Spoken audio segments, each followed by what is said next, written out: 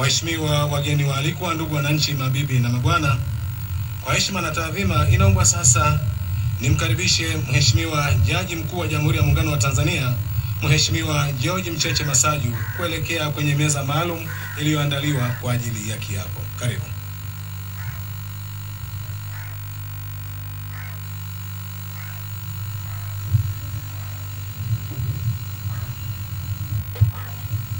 Inaomba sasa Katibu Mkuu Kiongozi Mheshimiwa Balozi Dr. Moses Mpogole Kusiluka, nawe uelekee katika meza ya karibu.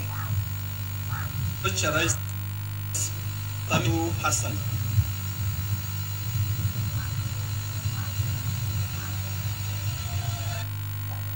Kwa wageni waalikwa, ndugu wananchi, mabibi na mabwana, Mheshimiwa Rais mteule wa Jamhuri ya Muungano wa Tanzania sasa anaelekea katika meza ya kiapo.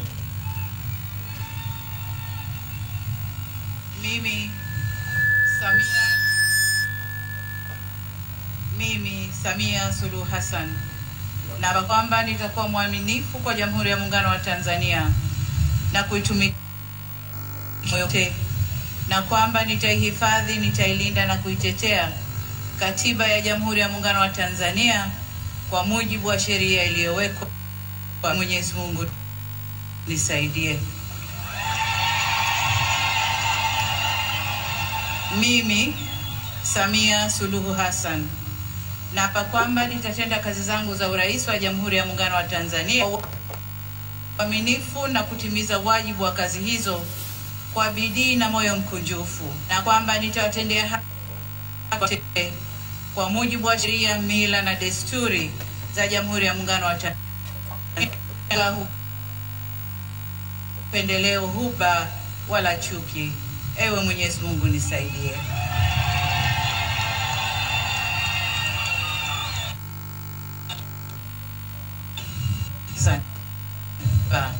Katika kutekeleza kwa mujibu wa Katiba ya Tanzania na kudumisha umoja wa Jamhuri ya Muungano kwa mujibu wa Katiba ya Jamhuri ya Tanzania. Ewe Mwenyezi Mungu nisaidie.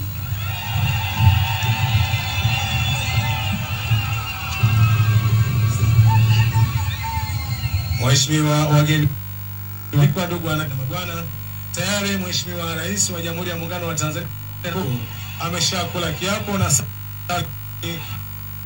hati ya kiapo chake.